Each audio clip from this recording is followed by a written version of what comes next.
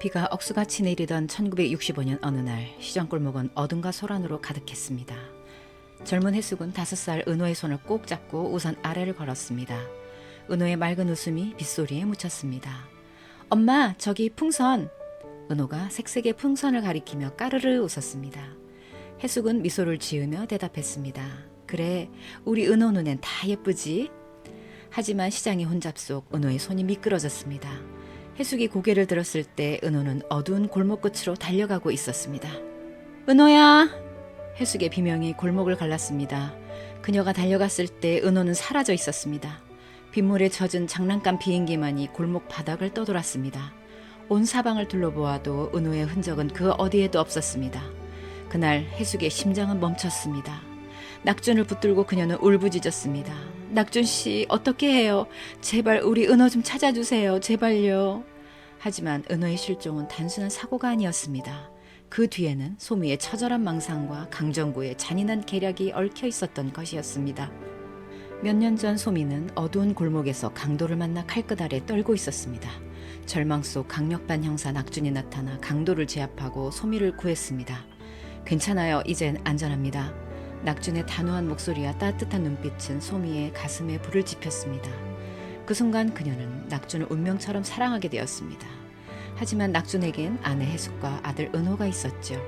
소미는 그의 가정에 의도적으로 접근해 이웃이 되었고 은호를 돌보며 유대감을 쌓았습니다.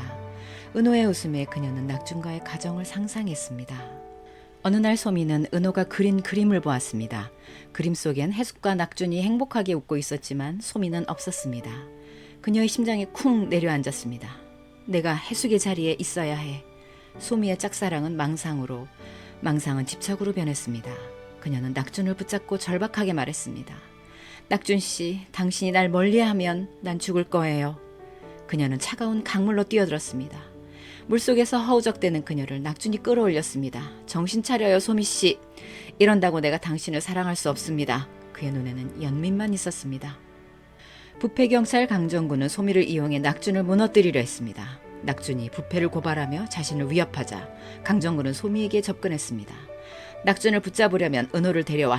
소미는 망설였습니다. 그녀는 은호를 낙준의 아들로 사랑했지만 해숙의 자리를 차지하려는 망상에 사로잡혔던 것입니다. 은호를 데려가면 낙준 씨가 날 사랑하게 될 거야. 내가 은호 엄마야. 그녀는 은호를 강정구에게 데려다 주었습니다. 은호가 겁에 질려 엄마를 외쳤지만 강정구는 순식간에 아이를 데리고 사라졌습니다. 소미가 정신을 차리고 뒤를 돌아다 보았을 때 은호는 이미 없었습니다. 그녀는 비명을 지르며 주저앉았습니다. 이건 아니야. 은호를 돌려줘. 소미의 집착은 그녀를 파괴로 이끌었습니다. 강정구는 은호를 교회로 위장한 불법 입양단체에 숨겼습니다. 그는 낙준이 아이를 찾아 헤매며 사방을 쫓아다니자 낙준에게 도움을 주는 척 불법 입양단체 목록을 건네며 여기서 찾을 수 있을 거야 라고 거짓말을 했습니다. 하지만 강정구 자신이 범죄를 저지른 장본인이었습니다. 한편 은호는 어두운 방에서 제대로 된 보살핌을 받지 못했습니다. 그는 벽에 엄마를 그리며 속삭였습니다. 엄마, 날 찾아줘. 그의 작은 몸은 점점 쇠약해졌고 추위와 배고픔으로 끝내 숨을 거두고 말았습니다. 강정구의 계략은 가해온 은호의 생명을 앗아간 것이었습니다. 강정구는 또한 낙준을 제거하려 사고를 위장했습니다. 부패 세력을 사주하여 트럭이 낙준을 들이받았고 그는 병원에 실려갔습니다. 결과는 낙준의 하반신 마비. 해숙은 다시 한번 절망했습니다. 본인 때문에 낙준이 사고를 당했다는 생각에 죄책감과 미안함으로 낙준을 위해 일생을 바쳐야겠다고 다짐했습니다. 아이를 잃고 절망에 갇혀 시름시름 앓던 해숙은 사고를 당한 낙준을 지키고자 다시 일어설 수밖에 없었습니다. 나 때문에 망가진 낙준을 두고 내가 먼저 갈 수는 없지. 그녀는 잃어버린 아이를 생각할 겨를도 없이 그날의 기억을 마음 깊숙이 묻어버리고 끝도 없을 긴 간병 생활을 담담히 감당해 나갔던 것입니다. 소미는 강정구를 찾아가 은호를 살려내! 라며 절규했지만 그는 차갑게 비웃었습니다. 소미의 계속된 고발과 신고로 강정구는 경찰직을 잃었고 소미는 절망과 자책감을 견디지 못하고 스스로 생을 마감하고야 말았습니다. 천국지원센터, 은은한 빛이 흐르는 공간, 은호의 영혼은 잠시 이곳에 머물렀습니다. 그는 센터장님의 배려로 천국 교화소에서 목사로 시간을 보낼 수 있었고 성도 해숙을 만나 이승에서 못다한 사랑을 받으며 마음을 치유했습니다. 그토록 그립던 엄마의 사랑을 느꼈고 그의 기도에 응답을 받았습니다. 그의 손에 쥔 낡은 기도서에서 용서라는 단어가 붉게 빛났습니다. 고통은 우리를 갈라놓았지만 진실은 우리를 다시 묶어주었습니다. 은호는 나지막이 중얼거렸습니다. 엄마는 나를 잃었고 나는 엄마를 잃었지. 그 뒤엔 소미의 망상과 강정구의 악이 있었고. 천국의 빛나는 정원에서 해숙과 은호가 마주섰습니다. 마침내 아들의 기억을 되찾은 해숙의 얼굴은 죄책감으로 얼룩져 있었습니다. 은호야, 그녀의 목소리가 떨렸습니다. 널 잃은 날 내 삶도 멈췄어. 은호는 부드럽게 미소 지었습니다. 엄마, 그날은 우리만의 비극이 아니었어요. 소미가 낙준을 사랑하며 망상에 빠졌고 강정구가 그걸 이용해 내 생명을 앗아갔죠. 하지만 우린 이렇게 천국에서 다시 만났잖아요. 교화소에서 엄마와 보낸 시간이 저는 제일 행복했어요. 본인들이 저지른 죄에 대해서는 한치의 오차도 없이 심판을 받겠지요. 그러니 저는 모두를 용서하겠습니다. 용서는 우리 모두를 구할 거예요. 센터장님이 뒤에서 조용히 미소를 짓고 계셨습니다.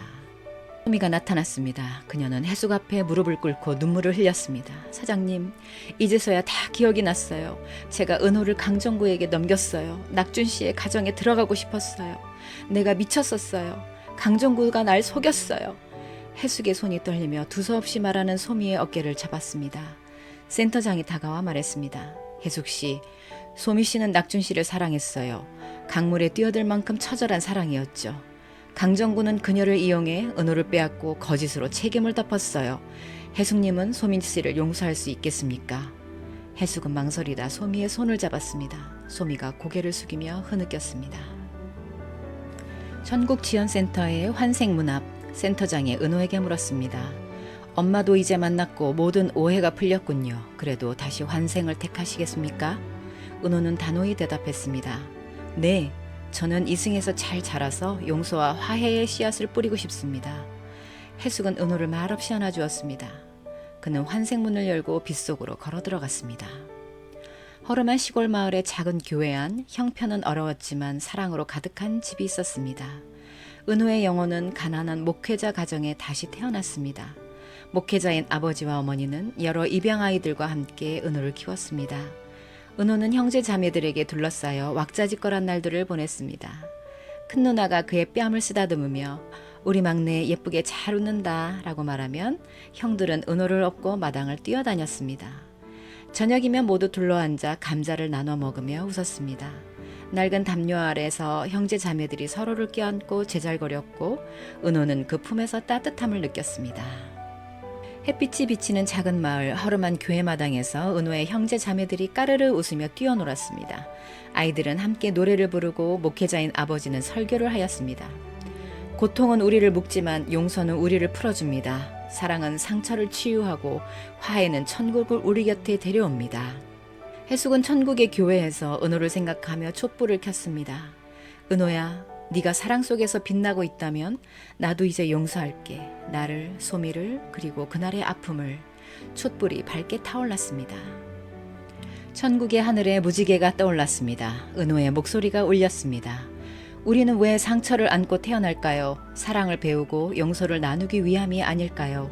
저는 오늘 당신에게 묻고 싶습니다. 어떤 고통을 용서하고 어떤 사랑을 되찾고 싶나요? 천국은 우리가 서로를 끌어안는 순간 우리 안에서 피어납니다. 우리 모두 상처받은 영혼을 끌어안고 이승의 삶을 이어가고 있습니다. 아프다고 하면서도 정작 그 상처를 안고 있는 것은 어쩌면 우리 자신일지도 모릅니다. 용기 있는 목사님의 환생 선택이 기대가 되는 천국보다 아름다운 11화. 목사님은 어떤 모습으로 환생하실지 우리 댓글로 소통해 볼까요? 구독, 좋아요는 영상 제작에 큰 도움이 됩니다. 시청해 주셔서 감사합니다. 11화 보고 또 만나요. 바이바이.